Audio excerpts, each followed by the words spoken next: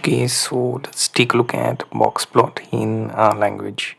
So first thing, we will take a look at our studio, and within that we won't be using any form of library because box plot function is part of base package, right? So first thing is creating a sample data, right? So for that we will open our script tab.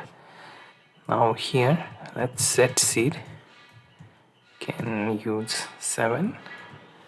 Next thing, we can have value set for x, so r norm 200, right? Next thing, box plot, and we would be giving it a data of x, so this should form a basic box plot, right?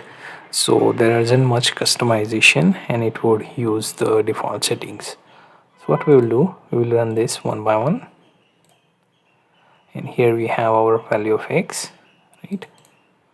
So currently it doesn't have the data view or right. So next thing would be to show the output of box plot function. So here you see we have axis from -2 all the way to +2, within which we have our box plot, right?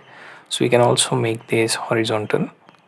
Okay, few changes that include horizontal set to true, right? So if I run this, it will shift the axis and our box plot, right? There is also option for notch, right? So we can remove horizontal option, set the notch to true, right? So if I select this line, run it, it will show you the notch, right? So that's two things we have covered. First being our basic box plot, right? Second, our inclination of plot, which is horizontal previously. Now third thing is we have notch set to true, right? Now we can take a look at other customization like color and lines and border, right? So here instead of notch, can replace value for color within RGB, right? So for RGB we can take a look at options like RGB color palette, and you can pick the RGB color code from some of such sites, right? You can pick like this, right? Okay, you can pick between existing colors, right? So let's go with one of that. We have 0, then 0.5, and then 1, and then alpha set to 0.5, right? So that should fill the color in box plot. So if I run this, we have our box plot showing bluish color. You can change these values, 3 is 3, and also adjust the alpha, right? So if I take a look at that, you can pick some of the color like this existing palettes. And so if I pick green like this or like this, 154, 205, 50. Let's see how it shows output. So color density, intensity 50, not in 0 to 1. So there seems to be some limits we have here. So the intensity is here, as you can see, is limited, right? So let's move on within our set limits for RGB, right? So what we can do is we can also change two things, which is within RGB we can remove this and just use white or maybe orange, right? And then set the border equals to, let's say, 4. So if I choose this line, run this, it should show you something like this, right? So you can experiment with border color and also the color here for fill, right? Now if I choose to have white for the sake of viewing it clearly, let's see how it shows. So here you see our border color is blue. Other than that, the background remains white. Now there is also line type. So instead of border, I can choose line type, set to 2, and if I run this statement, I will have this dot dashed line for representing our box plot. Right, now next thing, we can experiment with few more values. So let's say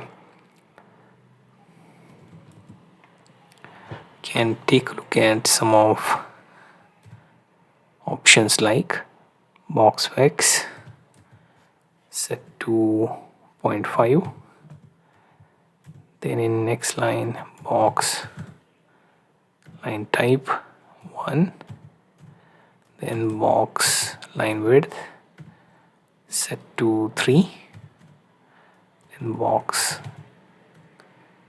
color set to 2, then box fill set to 4. So if I select this line and run, it should show me a specific output here, right? So if I change this, the output should be different as well, right? But this customization you'll have to experiment to get exactly like this, right? Like this border, if you want in different color, width, also your line type, you can have that, customizing some of these properties. So what we have seen so far is we have seen how to draw our basic box plot, then we have seen how to change the inclination, make it horizontal, then we also looked at notch, right?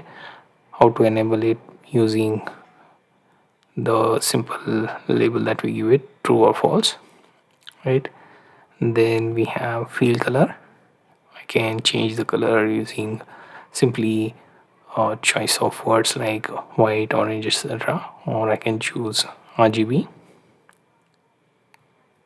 Also I can change border, then line type, and finally I can customize all of these within one parametric statement within the function, and then I can execute this and get something like this. So this is a box plot that you can design using the base package. There are other packages as well where you can design your box plot, and however in that case you will get different functions and statements to execute. Okay, now the box plot can be plotted using ggplot as well. So what we can do is we can take a look at one of the example where we will use tidyverse and ggplot. So let's say tidyverse, right, and then library ggplot 2, right? So we have two things ready. Now we can also take data from mslib dataset. So okay, so type in mslib, then percentage greater than symbol percentage, and we use glimpse to view data. Then we will take a look at ggplot and pass on the data mslib, and then we will also take a look at AES, within which we will pass value of x sleep underscore total, right? So now we can also concatenate this data with geom underscore box plot, right? So we have things ready. We'll just run this and see if everything is going correctly. So we already have tidyverse. If not, we will be installing that, right? Then comes ggplot2, right? So run this. We have ggplot2, then msleep. So it will show you the data, totally 11 columns and 83 rows total for our data, right? Then comes ggplot,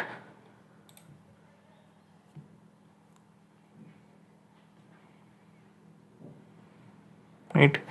So here you see we have our sleep data in box plot.